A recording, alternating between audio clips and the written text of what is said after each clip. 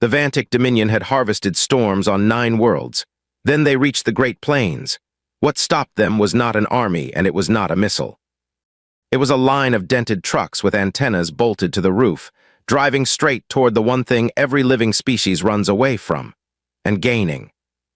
If you are enjoying stories like this one, take 1 second to hit that like button and subscribe. Drop a comment and tell us what you think the aliens should have done differently. Your support genuinely helps this channel reach its first 1,000 subscribers, and it costs you nothing but a tap. Now let us move forward together and follow this chase from the very first return on the radar. There is a small town in western Oklahoma called Bellwether. It sits where 2 highways cross, surrounded by wheat, red dirt, and a sky so wide that people who grew up there learned to read it before they learned to drive. At the center of that crossroads sits the Dryline Cafe. 9 tables, 1 coffee pot that has never been turned off. And on the back wall, under a buzzing light, a whiteboard that the locals call the chase board. Every spring, the chase board fills up. Names on the left, vehicle on the right, time out, time back. Nobody put that system in place. It simply happened one season and never stopped, the way most things in Bellwether happen. The woman who keeps the board is Wanda Kettner. She runs the cafe, she runs the radio net, and she runs a laminated check-in list that nobody has ever been brave enough to question. If your name is on that board and you have not called in, Wanda will find you. People joke that she is the real emergency management agency for 3 counties. It is only half a joke. Her husband, Dale Kettner, has chased storms for 30 seasons. He drives a heavy old Suburban with a steel cage welded over the roof and hail dents across the hood like a map of every bad decision he ever survived. The truck has a name. Everyone calls her Old Gertie. Dale has exactly 1 rule, and he says it so often that it is written on a strip of tape above the mirror. You never chase into the notch. The notch is the hollow spot on the backside of a rotating storm, where the rain wraps around and hides what is inside. Chasers stay out of it because the thing you cannot see is the thing that gets you. Dale has said that sentence to every young driver who ever pulled into his lot. The youngest of those drivers is Junior Cole. 19 years old, quick hands, a truck that is faster than his judgment, and a small drone that he flies out over the fields to get a look at storm structure. Dale complains about him constantly, which in Bellwether is how affection is expressed. Then there is Buck Halloway. Buck broadcasts his chases live, and he has a catchphrase that his viewers repeat back to him in the comments every single time. We are gonna get closer. Buck is loud, Buck is a little ridiculous, and Buck has never once missed a storm. His broadcast reaches more people in that county than any siren ever built. Hank Deal is the county emergency manager.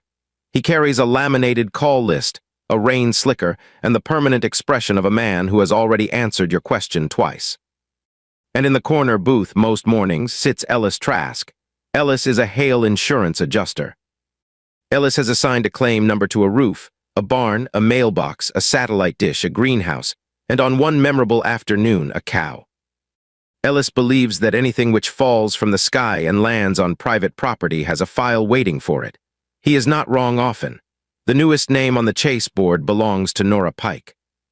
Nora is a graduate student in meteorology, and she arrived in Bellwether towing something the town had never seen before. A truck with a real Doppler radar dish mounted on the bed. She calls it Dot. Nora explained it to the cafe on her first morning while the coffee went around. Radar does not show you rain, she said. It shows you motion. It sends out a pulse, and it listens to what comes back, and it can tell whether the raindrops are moving toward the dish or away from it. When you see rain moving toward you and away from you right next to each other, that is rotation. That is a storm turning. Dale had nodded slowly. 30 seasons, and he had learned the same thing from his own eyes. The plains produce these storms because of a boundary called the dry line. Warm, wet air pushes north off the Gulf. Hot, dry air pushes east off the high desert. Where they meet, the atmosphere stacks itself like a badly built shelf, and the wind changes direction and speed with height. That change is called shear. Add heat, add moisture, add shear, and you do not get a rainstorm. You get a supercell, a single rotating engine of a storm that can stand alone for hours. Nobody on Earth can build one.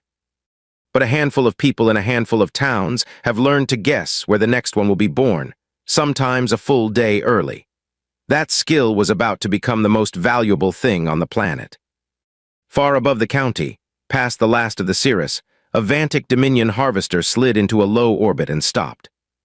Commander Vosk stood at the forward rail and studied the world below with the calm of a man who has already won.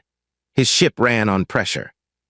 Everything the Dominion built ran on pressure, on the raw, violent difference between one column of air and the next. On 9 worlds they had found that energy in volcano fields, in tidal seas, in frozen canyons. They had never found anything like the Great Plains. Atmospheric Officer Trell delivered the reading twice, because Vosk did not believe him the first time. Commander, the gradients along this continental boundary exceed every previous harvest site combined. This planet manufactures storms, continuously, on a schedule we cannot identify. Then we take one, Vosk said. Trell hesitated. Sir, our forecasting models will not stabilize. The atmosphere returns as pure noise. We can locate a storm. We cannot predict where the next one will form. Vosk waved a hand. We do not need to predict weather. We need to grab it. That sentence would follow him for the rest of his career. At the Dryline Cafe, the coffee pot gurgled, the ceiling fan turned, and Nora Pike frowned at the radar display in front of her. There was a return on the sweep. Solid, bright, and moving at a steady 70 miles an hour. It had no rain in it. It had no rotation. It cast no shadow behind itself the way a storm does. Nora set down her cup. That, she said quietly, is not weather. The harvester came down out of the base of the cloud deck about 11 miles southwest of town, and for a few long seconds, nobody in Bellwether said anything at all. It was enormous. Wider than the water tower and longer than the grain elevator, hanging under the anvil of a young supercell like a fish that had drifted under a boat. Its hull was a dull gray. Along its belly, 3 intake rings began to glow, and the air underneath the storm started to move in a direction the air underneath a storm does not move. Wanda Kettner stood in the doorway of her cafe with a coffee pot still in her hand. Buck Halloway went live within 11 seconds. Dale Kettner grabbed his keys. And that is the part that the Vantic Dominion would never fully understand, no matter how many reports they filed afterward. Nobody in Bellwether ran to the cellar. Nobody screamed. What happened instead was that 7 vehicles pulled out of the cafe lot in under 2 minutes, and every single one of them turned toward the storm. Because a storm chaser does not see a threat. A storm chaser sees data leaving without permission. They are gonna wreck it, Dale said into the radio, and he sounded genuinely offended. That is a beautiful storm. That is the best storm this county has had all spring, and they are gonna wreck it. Nora Pike had Dot running before they cleared the town limits. Guys, listen to me. That thing is pulling inflow. It is stealing the warm air the storm feeds on. If it keeps that up, the updraft is going to get unbalanced. Buck Halloway, half a mile ahead, answered without slowing down. Copy that. We are gonna get closer. Aboard the harvester, Trell watched the returns from his post and felt something he had never felt on a harvest. Confusion, Commander. We have ground contacts approaching the target storm. Vosk did not look up. Fleeing, no sir, approaching directly at speed. Vosk looked up. Below them, in the flat green light under the cloud base, a line of small blunt vehicles came up the section road in loose formation. Not military, not armored. Trucks, most of them older than the men driving them, bristling with antennas and rooftop instruments and one very obvious steel cage. Trell magnified the readings twice. Commander, these are civilian ground vehicles. Then why are they moving toward the storm? Trell had no answer. On 9 worlds, the local populations had responded to a harvest in exactly one way. They had gone underground.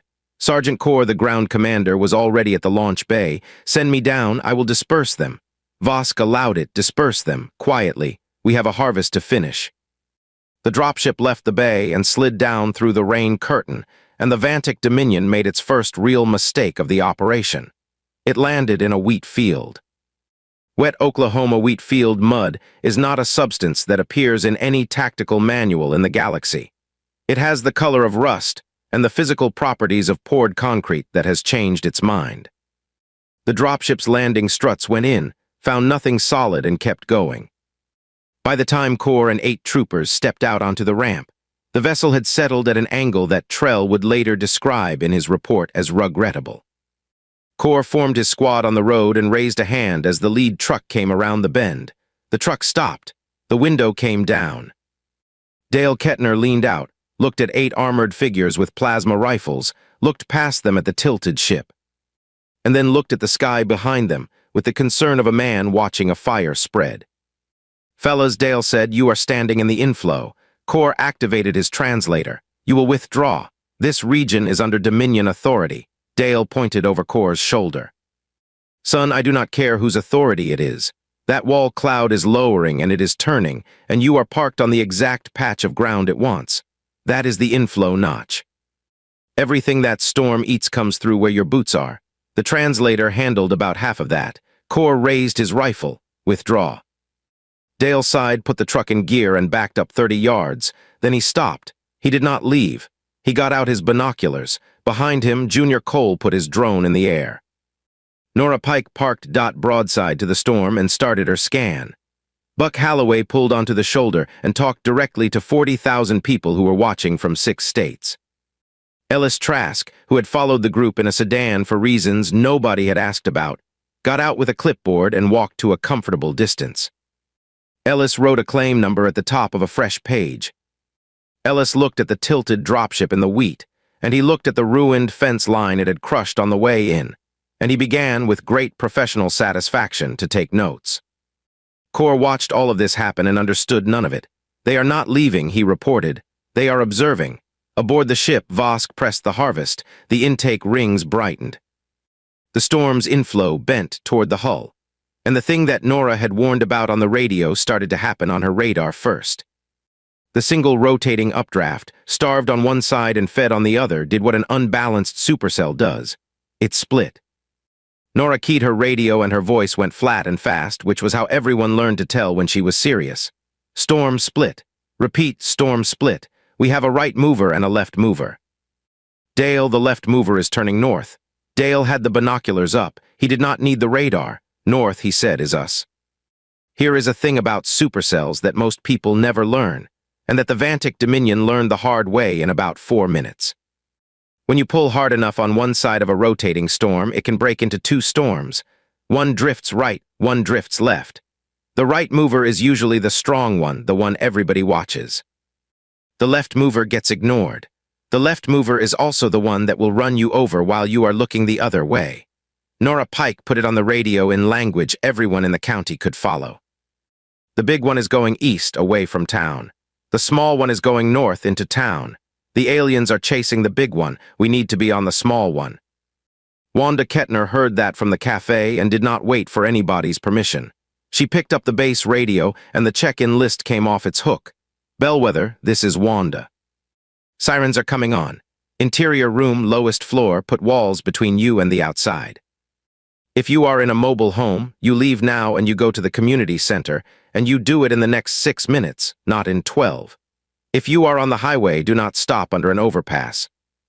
An overpass is a wind tunnel and it will kill you. Get off the road and get low."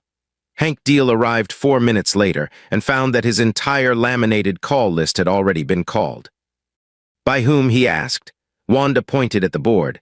Aboard the Harvester, Commander Vosk was pursuing the wrong storm with total confidence. His instruments showed the right mover as larger, brighter, and more energetic. It was. It was also moving away from anything that mattered and was about to die quietly over open pasture. Trell tried for the 3rd time to explain a thing he did not yet have words for. "Commander, the local vehicles have divided. Most of them are not following the primary storm. They are moving to the secondary. The secondary is smaller. Yes, sir." "Then they are wrong." Trell said nothing because he had begun listening to something else. Somewhere in his intercepted audio, a woman with a very calm voice was reading positions. "Dale, you are 8 miles south of the hook. Buck, you have got the best view. Hold there and keep talking.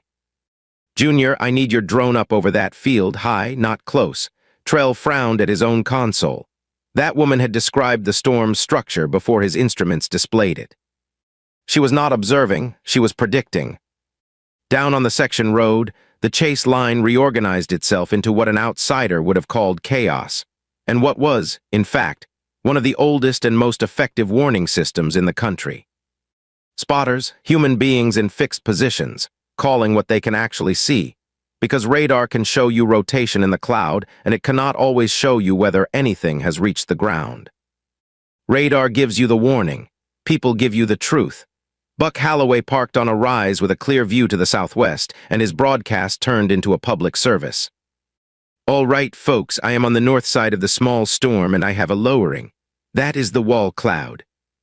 It is the part that hangs down under the main updraft, and if it starts turning, we have got a problem. Bellwether, if you are watching this, quit watching this and go to your safe room." 22,000 people were watching Buck at that moment. Roughly 400 of them lived in Bellwether. Every one of those 400 went to a safe room. Meanwhile, the Dominion had a smaller problem, and his name was Scout Nim. Nim had been sent out on foot to survey the road network. His navigation gear, calibrated for a stable atmosphere, had responded to Oklahoma by rolling over and giving up. Nim walked 3 miles in the wrong direction, crossed a cattle guard, went around a stock pond, and came out of a shelter belt directly into the parking lot of the Dryline Cafe. He stood there, 7 feet of armor and antenna in front of a glass door with a little bell hanging over it. Wanda Kettner opened the door. Wanda looked him up and down. "You lost," she said. Nim's translator worked, unfortunately for Nim. "I am conducting a survey.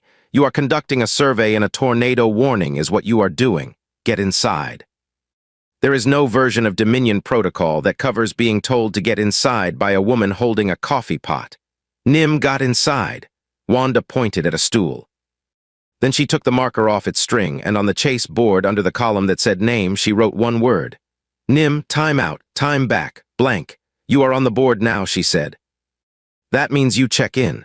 If you do not check in, I come looking for you, and neither one of us wants that." Bear, the cattle dog, walked over, sniffed the armored boot, and lay down on it.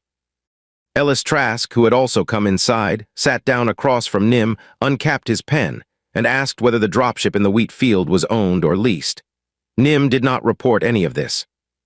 He would later admit that he could not think of a way to phrase it. Out on the storm, things stopped being funny. Nora's radar caught the moment the left mover matured. The velocity display lit up with a tight couplet, red beside green, air rushing away from the dish right next to air rushing toward it. A tornado signature. And behind it, wrapping around the back, a curl of heavy rain. "That is the hook echo," Nora said. "The rain wraps around the rotation and draws a hook shape. It also hides the tornado inside it." "Dale, do you copy? This one is going to be rain-wrapped." Dale copied. Rain-wrapped meant you would not see it until it was on top of you. And then Commander Vosk, having lost the right mover as it collapsed into a harmless rain shower over empty pasture, made his second and far worse decision. If the storms would not hold still, he would make one hold still. "Deploy the stabilizer," he ordered. "Anchor the secondary cell. We will harvest it in place." Trell turned from his post. "Sir, if we anchor a rotating storm over a fixed point, the ground beneath that point will remain under it." Continuously, Vosk said, "Yes, that is the intention." Nora Pike watched the storm's forward motion drop from 30 miles an hour to 11, then to 4, then to almost nothing. She stared at the numbers for a full second. Then she keyed the radio. "Everybody listen. It stopped. The storm stopped moving, and it stopped directly over the north edge of Bellwether. A tornado that is moving is dangerous for a minute. A tornado that is standing still is dangerous for as long as it feels like being there. That is the difference the Vantic Dominion never bothered to calculate, because on 9 worlds, nobody had ever lived underneath a harvest. The storm anchored over the north side of Bellwether and simply stayed. Power went first. Then the wind changed from something with a direction to something with a weight. Rain came sideways. The grain elevator lost its metal skin one panel at a time, and each panel went up, not down. Inside the community center, 160 people sat along an interior wall with their arms over their heads. And Hank Deal walked the line, counting them out loud, so that everyone could hear a human voice doing something orderly. Outside, the chase line went to work. This is where the story stops being about spaceships and starts being about a skill that almost nobody outside the planes has ever heard described properly. Chasers do not just watch. In a rain-wrapped situation, when radar can show rotation but cannot confirm what has reached the ground. The entire warning system depends on people in vehicles at the edges of the storm, calling what they can see through the gaps.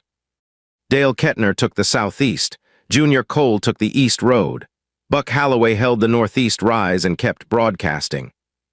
Nora held Dot on the highway shoulder and read the velocity data out loud in short, flat sentences. Confirmed on the ground, 200 yards wide. Debris ball on radar, which means it is lofting material, which means it is real. Buck relayed it. 22,000 people relayed it further. 2 counties east got 14 minutes of warning they would not otherwise have had. And every one of those chasers was doing it while a Dominion harvester hung directly overhead, glowing, bleeding energy into its intake rings and utterly ignoring them. Trell was not ignoring them. Trell had been listening to the human radio net for 19 minutes now, and something in his understanding of the universe had quietly cracked open. "Sir," he said, "I request permission to display an intercept." Vosk, irritated, allowed it. The intercept was a woman's voice, calm, reading a sequence of numbers and directions, then a man's voice confirming. Then a second man describing a cloud feature, then the woman again adjusting. "They are not reacting to the storm," Trell said. "They are ahead of it." "Commander, they knew this cell would form before it formed. They positioned for it. They have been correcting each other's positions for the last hour with a precision our instruments cannot match." Vosk said, "Impossible. The atmosphere is chaos." Trell answered, and it was the first time in his service that he had contradicted a commander directly. "No, sir. The atmosphere has grammar. They learned to read it. We only learned to grab it." Down on the ground, the storm found old Gertie.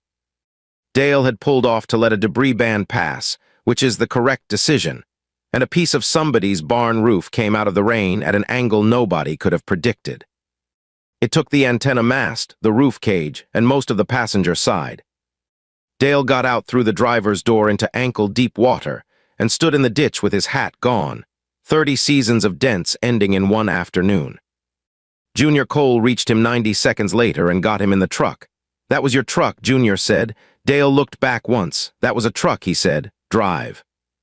And then the situation changed for everybody all at once, because the Vantic Dominion discovered a problem with the concept of anchoring a tornado. You are now standing next to it. The harvester's stabilizer held the storm in place, but holding something in place does not make it calm. The mesocyclone, unable to move forward, did what a trapped engine does. It tightened. The rotation drew inward and sped up, the same way a spinning skater speeds up by pulling in her arms. Conservation of angular momentum.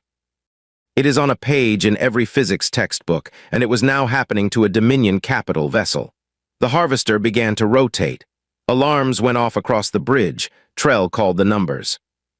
"Commander, we are inside the circulation. The stabilizer field is coupling us to the storm, structural stress on the port intake ring. We are being pulled in. Then release the stabilizer," Trell tried. The console gave him nothing. "Sir, the stabilizer emitter is on the outer hull on the port ring. The control run is severed. It has to be cut manually, from outside." Nobody on that bridge volunteered, and it is worth being honest about why. Going outside meant standing on a hull in the middle of a tornado, and the Dominion had never trained for weather because the Dominion had never once considered weather to be an opponent. Below, the dropship in the wheat field was gone. Sergeant Corr and 8 troopers had abandoned it as the water rose, and had taken shelter in the only thing standing within a mile, a concrete irrigation vault at the corner of the field. With the lid pulled halfway over them, water was coming into that vault at about an inch a minute. Corr sent a distress signal on an open band because it was the only band his damaged unit could still reach. It did not reach the harvester. It reached a base station radio in a cafe in Bellwether, Oklahoma, where a woman with a laminated list was staring at a chase board with a name on it that had not checked in. Wanda Kettner keyed the microphone. "Dale," she said, "we have got people in the field." There was a pause on the net that lasted about 2 seconds, and in those 2 seconds, every chaser in that county did the same math and reached the same answer. Dale keyed up first. "Wanda, say again." "People or them?" "Both," Wanda said. 9 of them. Southwest corner of the Vaughn Quarter in the irrigation vault, and it is filling. Buck Holloway came on before anybody else could. Nora, give me a window. Nora Pike was already working. This is the part that matters, so it is worth slowing down for. A rain-wrapped tornado is not a wall. It is a system with a shape, and the shape has one repeatable feature. On the backside, a dry current comes down and wraps around the circulation. It is called the rear flank downdraft. When it wraps, it can open a gap, a temporary corridor of lighter rain called the clear slot. It is not safe. Nothing about it is safe. But it is visible, it is predictable, and it lasts sometimes for 2 or 3 minutes. The clear slot is on the backside of the storm. The backside of the storm is the notch. Nora read it off her display. Rear flank is wrapping. I have a lighter reflectivity corridor opening on the southwest flank in about 90 seconds. It will hold for maybe 2 minutes. It will close from the north. Dale Kettner, who had said one sentence to every young driver for 30 seasons, looked at the tape above his mirror in Junior's truck, where there was no tape, because it was not his truck. You never chase into the notch, he said. Then he said, Junior, give me the wheel. They went in on the section road with Buck ahead calling the visibility and Nora on the radio counting the corridor down out loud. The rain thinned to a gray smear.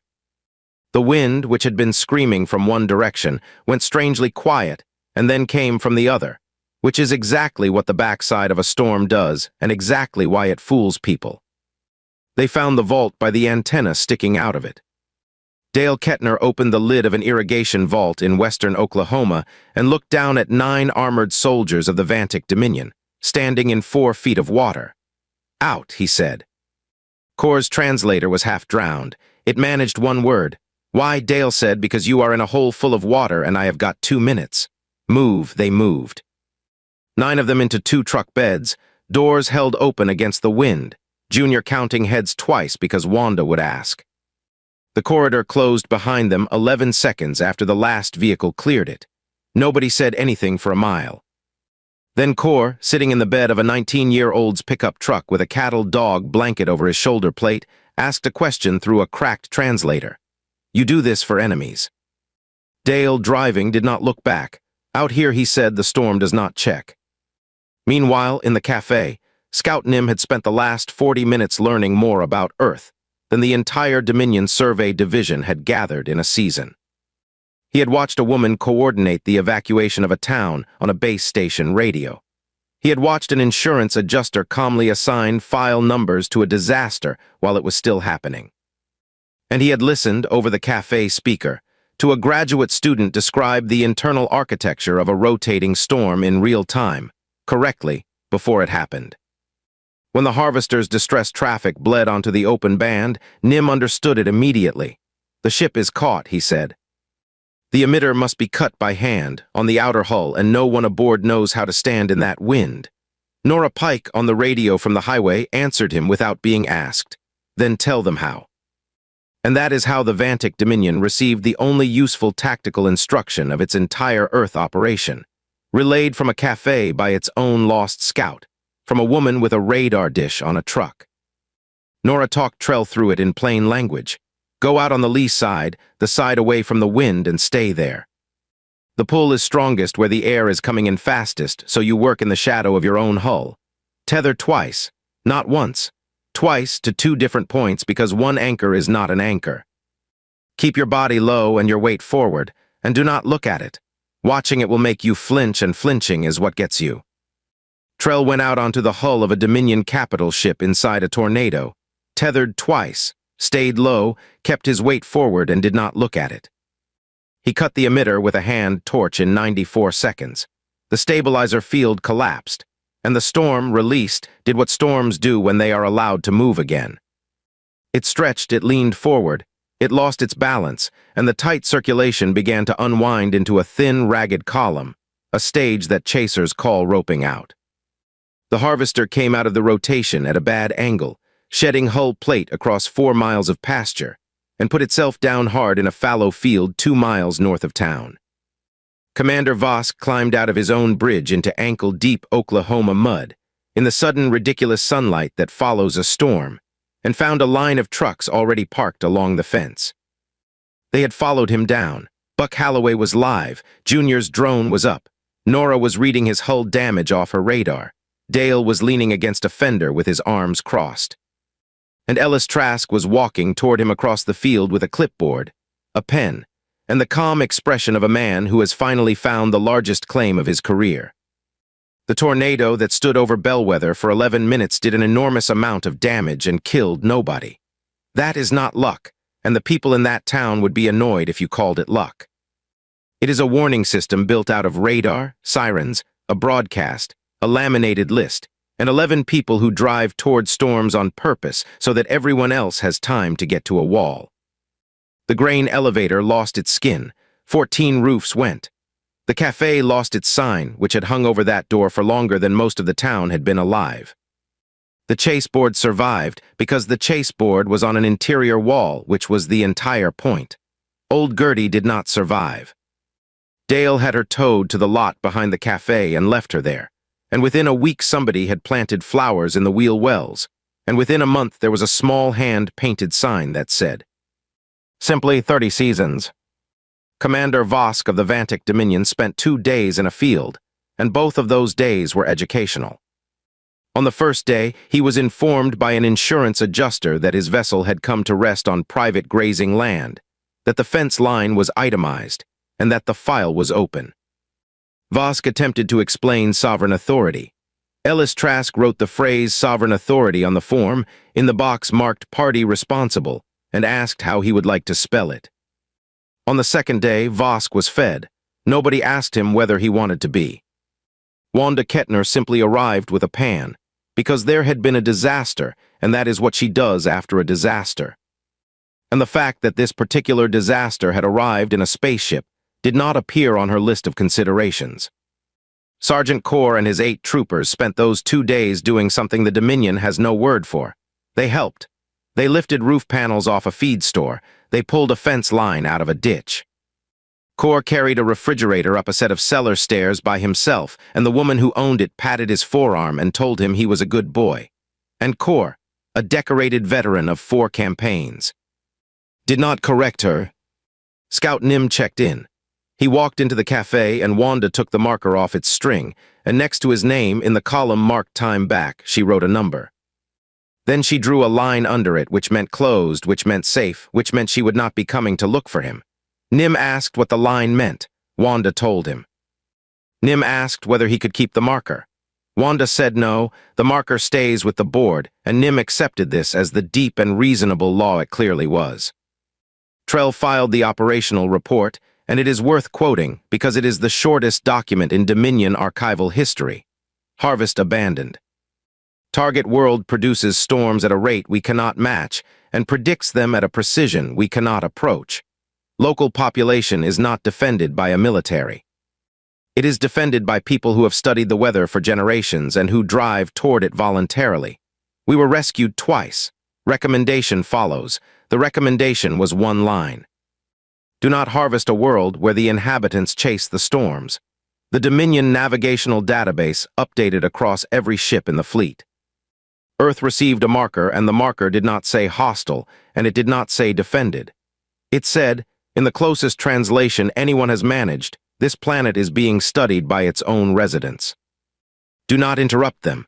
There is one more thing worth knowing, and it is the part Nora Pike likes best. Before the harvester lifted for the last time, Trell came to the cafe and asked to see the radar truck. Nora showed him Dot. She showed him the dish, and the pulse, and the velocity display, and how red beside green means one thing and one thing only. Trell studied it for a long time. You built this, he said, to look at something you cannot control. Nora said, we built it to know when to get out of the way, and sometimes to know when we can go in. Trell said, and the rest of the time. Nora smiled. The rest of the time we go look at it because it is beautiful and because somebody has to be out there so that everybody else gets a warning. That line ended up on the new cafe sign. It is a little long for a sign. Nobody in Bellwether cared. The Dominion never came back to the Great Plains. But every spring, when the dry line sets up and the air stacks and the first tower goes up in the southwest, a small survey craft parks itself very high over western Oklahoma and just watches. It does not descend. It does not scan. It logs 1 entry per season and leaves. The chasers know it is there. Junior Cole waves at it out the window every time. Nobody has ever told him it cannot see him. Buck Halloway includes it in his broadcast and calls it the regular. And down at the crossroads, under a buzzing light, the chase board fills up again. Names on the left, vehicle on the right, time out, time back. There is one name on that board that stays written all year, in the corner, in permanent marker, because Wanda Kettner does not believe in taking a person off a list once they have been on it. If you enjoyed this story, do me a favor and drop a comment telling us what you would have named your chase truck, and share this one with somebody who loves a good storm. It genuinely helps more than you know, because the Vantic Dominion had conquered 9 worlds by taking the thing everybody else ran from. And then they met a species that had already built a whole culture out of driving toward it.